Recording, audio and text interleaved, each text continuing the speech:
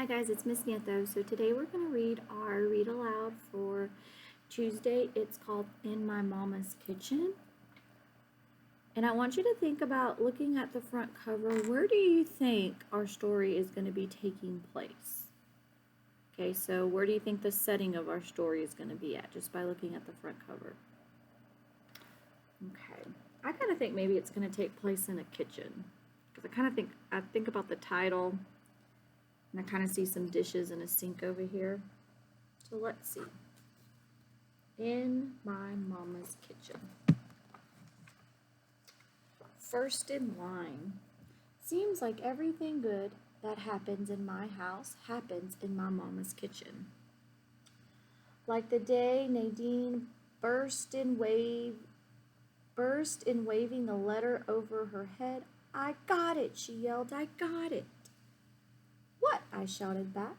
What did you get? Nadine held the letter over her heart and closed her eyes. She read the whole thing without even looking at it. Dear Mrs. Jeffries, I am pleased to inform you that you have been accepted to our university on a 4-year music scholarship. We did a dance around Nadine. Mama and Daddy hugged each other real tight. Then Nadine got out her clarinet and played Daddy's favorite song, This Little Light of Mine. Daddy sang a made-up song about Nadine being the first person in our family to go to college. This little daughter of mine, first in the family line. This little daughter of mine, she made it to college time. This little daughter of mine, first to be in line. Going to college, she see her shine. I felt so proud I stood on a chair and saluted her.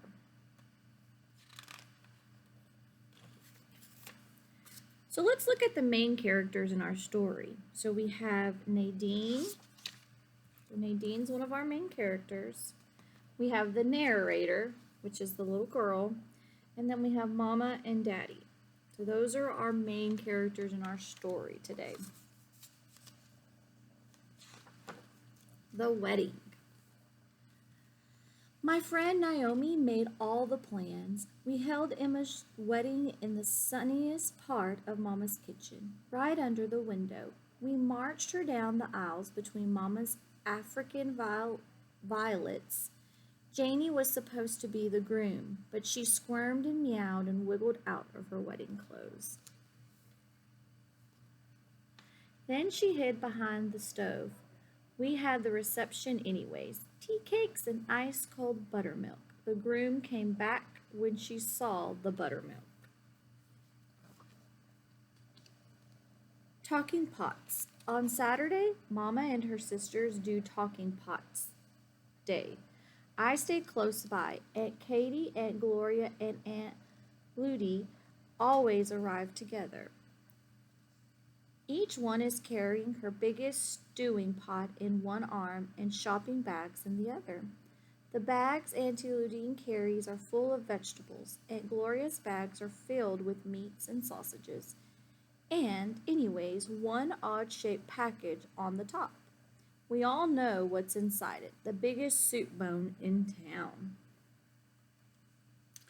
Aunt Katie's bag holds extra cutting boards, knives, vegetable peelers, bowls, and spoons.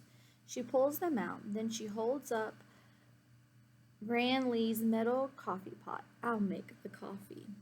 So there are all the aunts.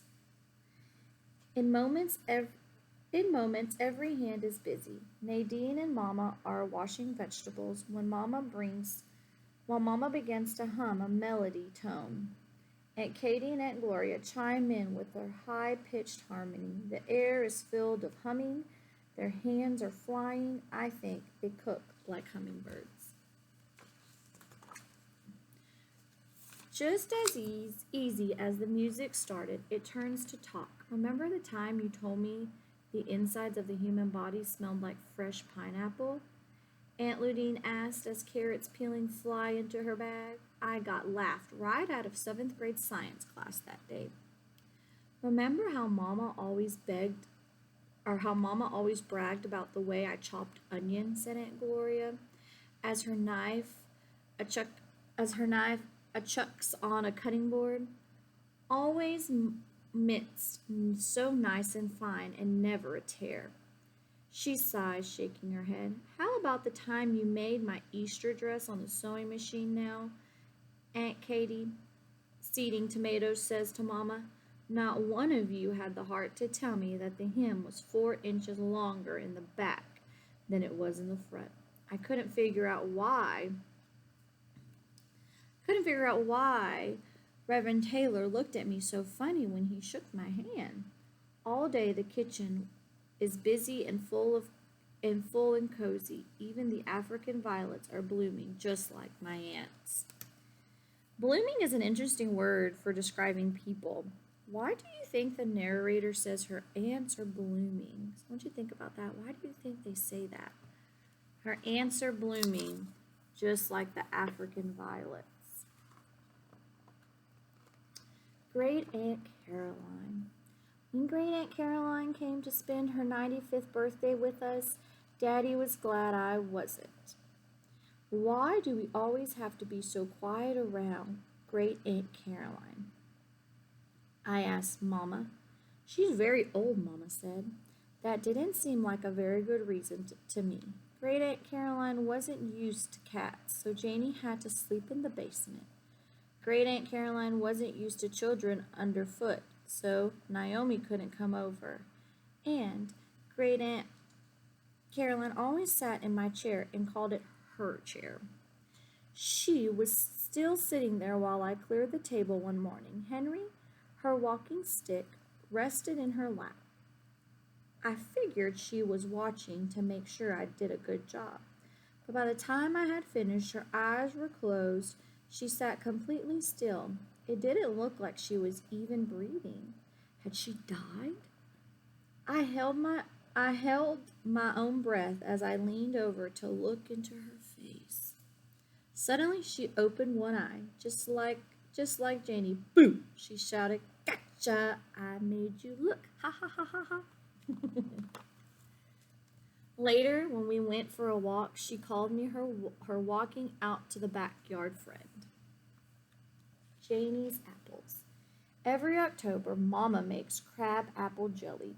I wash the apples, Nadine peels them, Mama cooks them, and we all fill the jars. It gets pretty busy, so usually Janie hides behind the stove. Usually, but not this time. This time, she marched into the middle of the kitchen and jumped on top of a basket of apples. Mama shooed her, but she wouldn't get down. I put her on the floor, but she jumped right back up and rolled around. Shush! Shoo! Janie, I scolded. She batted an apple, then another and another. I think she thought the apples were mice. Just as I reached down to pick her up again, she batted one mice too many. The basket fell over and the apples came crashing down around her. Apples rolled all over the floor. I tripped and fell right on top of Janie. Janie howled. Mama dropped a pot of water. Nadine screamed and grabbed for the mop. But then Janie was frantic. She ran around the kitchen, but she kept running into apple baskets. She knocked every single one over. Then she slid through the puddle of water and crashed into the wall. God, she made a mess. Just then we heard Daddy at the door. Janie scurried to his feet, let out a meow, and flew outside right between his legs. He stared after her. Then he stared at the mess in the kitchen. Finally, he looked at the three of us. Cat got everyone's tongue, he said.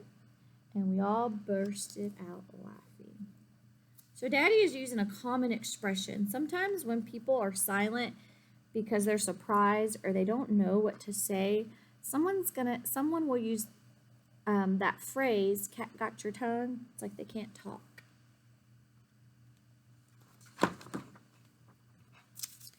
Corn pudding time.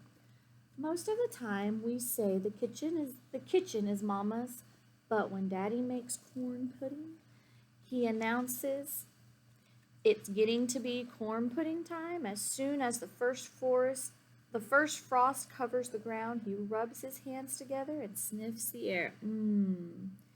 He says, I can almost smell that corn pudding cooking up right now. By the time the pumpkins have all become sagging jack-o'-lanterns and pumpkin pies, Daddy has taken over the kitchen. Watching Daddy make the corn pudding is a lot better than actually eating it. While he turns the handle of Mama's old-fashioned egg beater, he sings and dances. While he sniffs and stirs, While he sifts and stirs, measures and mixes, pours and pinches, he sings and dances, the tango right across the kitchen floor. He says as he slides the corn pudding into the oven. This is going to be the best one yet. Then he picks me up and we twirl and swirl around the room.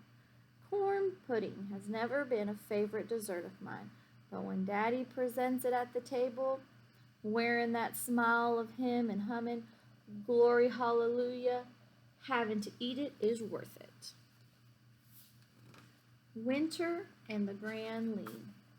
In winter, when I come home from school, the warm kitchen fogs the windows. I hug Mama from behind and say, hello. Sweet potato pie, how was school today? Then she drops a taste of peach cobbler into my mouth, and peach juice dribbles down my chin. Stand close to Gran Lee and warm the shivers off, she tells me. Then we talk about my day while she stirs a pot of greens, turns the frying chicken, and mixes a bowl of cornbread batter. Chum, chum, chum, Mama's wooden spoon scrapes against the bowl, but before she can put the cornbread into the oven, she jiggles and shakes the door handle. I don't think I reminded Daddy that the handle is still broken, she says to me. I smile. Greenlee was Mama's stove, and she doesn't want a new one. Neither do I. Nighttime.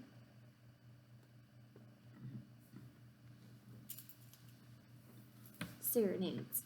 Sometimes in the middle of the night I wake up when the house is dark and quiet. I can count the ticks of the clock, 493, 494.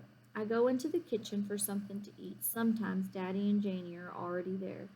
We sit and snack together on whatever we like. Sometimes we eat sandwiches out of the leftovers and have ice cream and cookies.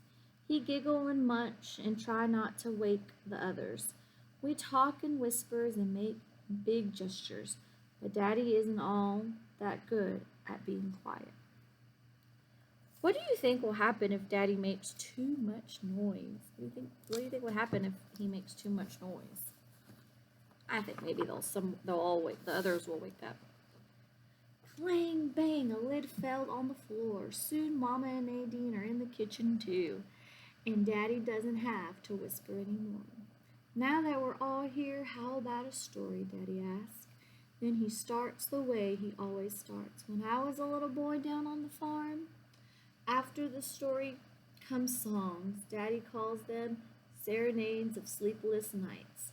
We sat around the table, talking and singing and laughing just like that's what everyone does in the middle of the night.